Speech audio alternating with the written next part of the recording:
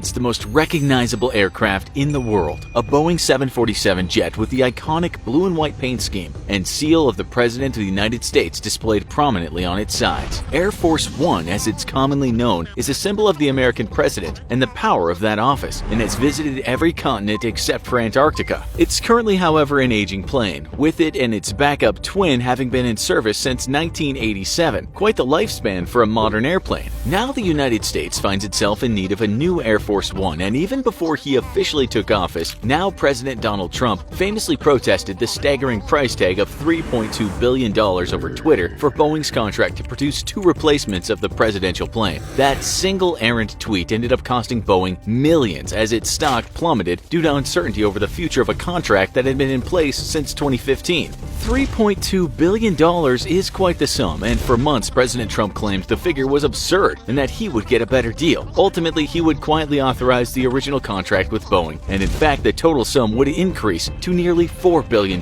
for the 2 planes. But why in the world are these 2 planes so expensive? The first thing to consider is that the total cost of the Air Force One upgrade program is not for the planes themselves, but rather for research and development, procurement of the actual aircraft, and for all of the many high-tech systems on board. This price tag includes upgrades to just about every facet of the aircraft, and most of the money sink is not in the plane itself, but rather the multitude of extremely high-tech and classified hardware that rides inside it. A large piece of the price tag goes towards the defensive systems aboard Air Force One, meant to keep the President of the United States safe while in the air. Large jets, such as the Boeing 747 that Air Force One's unique airframe is based upon, can be quite easy targets for enemy fighters, but Air Force One has many tricks up its sleeve to ward off an air attack. Firstly, a hostile interception of Air Force One is already an extremely improbable event. Its flight plan is calculated well in advance of any presidential visit, and is always designed so that friendly air assets are never far away. Typically, Air Force One's flight path will be shared with friendly nations, whom will have air assets of their own on standby in case they need to respond to an emergency and lend their assistance. Any hostile nation wishing to take a shot at the big plane will first have to get through an emergency response force of allied fighters. If no friendly air forces are available though, then carrier battle groups can be positioned along Air Force One's flight route in order to lend air support if needed. Given the global reach of America's Navy and Air Force, air support is never far from the president. If a hostile plane manages to avoid being intercepted though, Air Force One has several defensive measures to protect itself. Although these measures are kept highly classified, some are well known, others can be speculated on, and others can be guessed at from what can be seen physically on the plane's body. It is known, for instance, that Air Force One can defend itself against an attack with chaff and flares. Chaff is nothing more than highly radar reflective material packed into a canister, which is then shot out the back of the aircraft. The canister explodes, filling the sky with radar reflective material, which can confuse any weapon system using radar to lock onto the plane. Flares, on the other hand, are designed to counter heat-seeking warheads on enemy missiles, and work by being expelled from the body of the aircraft and burning at extremely high temperatures. The missile's heat-seeking warhead then changes targets from the plane's hot engines to the brightly burning flares, exploding harmlessly away from the aircraft. Modern anti-aircraft missile systems, however, are getting smarter all the time, so too though are Air Force One's defenses. Missile launch warning receivers are located on the tail, and likely on the front of the plane as well, and can track missiles in flight by identifying the ultraviolet exhaust signature that the missile's rocket motor puts out. This system is already in operation in many Special Forces support aircraft, though their hefty price tag for now prevents them from being widely adopted by the rest of the US's air fleet. These high-tech trackers, though, can accurately feed targeting data to a rumored defensive measure of Air Force One, a high-energy laser, which can heat the head of an incoming missile and detonate it in flight. Air Force One is also equipped with an AN/AAQ-24 Nemesis directional infrared countermeasure system, which fires flashes of concentrated infrared energy at incoming missiles in order to damage or confuse the targeting optics of a missile. This is similar to the Matador IR countermeasure system that's installed on the tail and behind all 4 engines, and also emits infrared pulses at incoming missiles in order to prevent an attack by heat-seeking missiles. Long rumored but never confirmed is a belly-mounted anti-air missile system with limited capacity to destroy incoming enemy aircraft. The aircraft is also equipped with several electronic countermeasures meant to jam or spoof enemy radar. Pulse emitters on the aircraft can either confuse enemy radar by sending back a radar pulse that either blocks the receiver outright or mirrors the return frequency, confusing the radar operator as to the true distance, size, and elevation of a target. As with most electronic warfare aircraft, Air Force One can spot jam in order to completely block out one radar frequency and completely blind a radar, though modern radars are able to operate on multiple frequencies and thus are resistant to this technique. The plane, however, can also jam multiple frequencies at once. Although the more frequencies it tries to jam, the less effective the jamming is. The plane, however, can also focus all of its power on jamming a single radar at all frequencies, although this leaves it vulnerable to other radars that it cannot respond to. Given that Air Force One is never far from friendly forces, this shouldn't be too big a concern. Another major part of the expense of Air Force One is its communication systems. The President of the United States is the head of the most powerful military force in the world and needs to be able to communicate with every single element of that military, no matter where it is in the world he's flying. Designed as a flying White House, the plane's communications gear allows the President to wage a full-blown war if need be from the air, and he can even order America's fleet of deeply submerged ballistic missile submarines to launch their nuclear weapons against an adversary.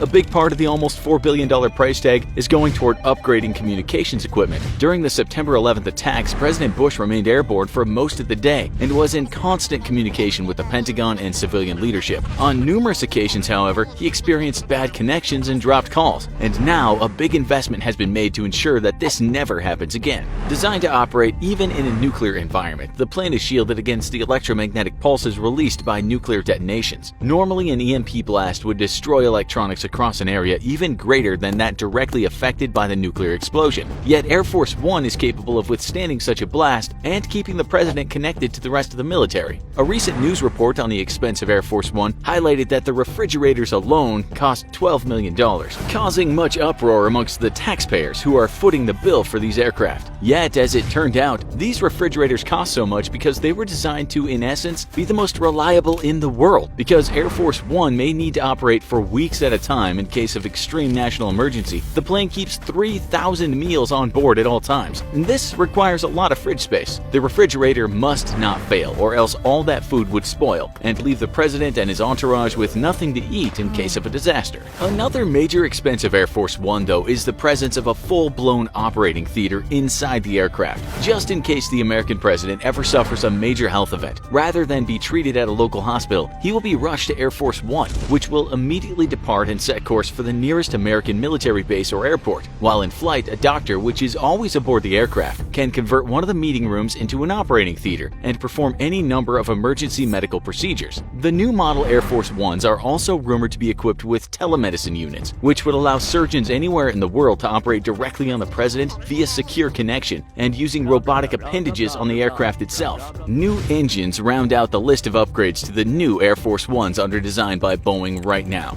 These new engines offer much improved performance and have increased the range of the aircraft by almost 1,000 miles, from 6,735 nautical miles to 7,730 nautical miles. That would allow the big plane to fly almost a third of the way around the world in just a single tank of gas. Though not officially confirmed, the new Air Force Ones are believed to be capable of mid-air refueling, much like the current models are. In essence, this makes their range almost unlimited as long as a friendly tanker is available to top the big plane up. Being one of the best serviced aircraft in the world, and with engines that have to withstand reliability tests far more strenuous than normal aircraft, Air Force One is believed to be able to fly for at least a week non-stop without needing maintenance. The new engines aren't just more fuel efficient though, they're also much greener than the current engines, which is good news because air travel is a significant source of pollution. Raw power hasn't been compromised for fuel efficiency or reduced greenhouse gas emissions though, as the new Air Force One's speed is known to be faster than the current Air Force One, which has been recorded flying at a Mach 0.85. Just how much faster though is unknown, although some speculate that it'll be capable of breaking the sound barrier, which would be quite a feat for such a massive aircraft. Operating the new Air Force Ones won't come cheap though, and there's no expected decrease in the average $200,000 per flight hour price tag that comes from flying the planes. That massive cost doesn't just come from the jet fuel, but from the inevitable maintenance and repair needed to keep these planes in tip-top shape. While the US military maintains all of its aircraft in the best possible shape at all times to ensure their reliability, no single other aircraft except for perhaps its fleet of B-2 bombers are so well taken care of. Given that the president may need to take to the air and command the United States' military in the midst of a nuclear war, it's no surprise that so much time and money is spent on maintaining the two presidential planes. If you like this video and want to see more from the infographic show, then click on this video over here, or this video for more great content.